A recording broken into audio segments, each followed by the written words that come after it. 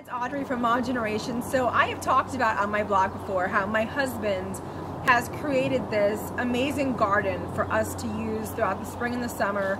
Just everything that he grows is so fresh, so delicious. And honey, he's videoing how many years? Don't forget fall. In fall. How many years have you been doing this now? This is our third year. So this is our third year that we're actually going to be, really involved in everything that we grow. We're going to eat, we're going to cook throughout the spring, summer, and fall. If you step in that carrot bed, this is going to be your last year. So this is the thing. I wanted to do a video about how to and why to start a spring garden. So my husband has taken maybe the average garden to an extreme. We have the space to do this on the side of our house, and it's a passion of his. But even if you have just like a small space that's even the size of this bed over here, you can do it. You can create a spring garden. So the first thing you want to do is find vegetables that are cold tolerant. And what that means is exactly what it sounds. I mean, right now it's the spring, I'm in a sweater, I'm in Ugg boots and jeans, it's cold out. So you want to make sure you're planting things that can withstand the cold, because you can't do tomatoes yet, you can't do peppers yet, cucumbers you can't do yet either. But up here we have two things of broccoli.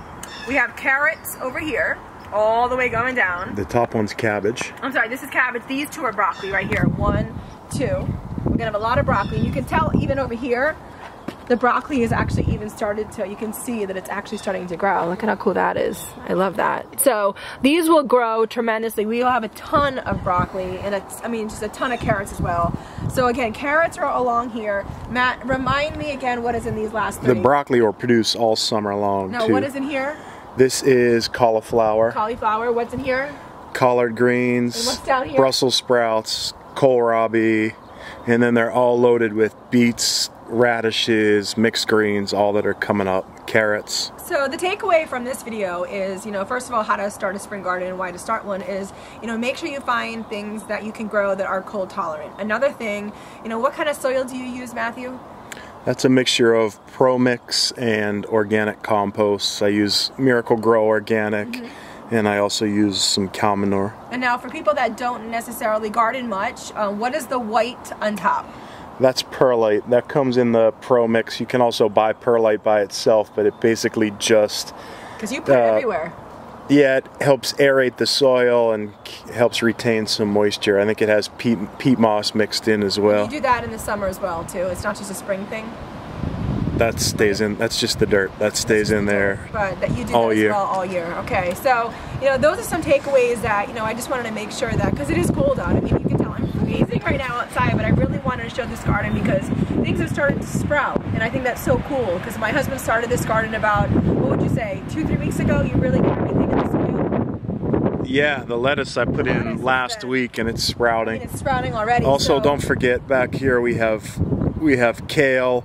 We have chard. We also... Beautiful creation popping up. That is a tulip that just found its way into the garden, so I'm going to let that grow. Peas, beans. Peas, beans down there. So, I mean, for people out there too, Matthew, is it too late to start a garden in the spring, even though it's beginning of May? No, it's not. I mean, if you have the space, the broccoli, you'll get one big head, and then it'll do smaller shoots all summer long. Absolutely. So this is our beginning of a spring garden. My husband also has a blog, redefiningdad.com, where he's going to be chronicling everything. I really just kind of wanted to do some overview blogging and videoing of how it's like to start a spring garden and also a summer garden. Also asparagus and strawberries. You can do now. Those are perennial. Those will come back every year. We can go look at those next. So this is so cool. So we're going to go inside where it's warm. But as you can tell, our spring veggies are really getting going. I'm excited. I'm excited for a good crop this season.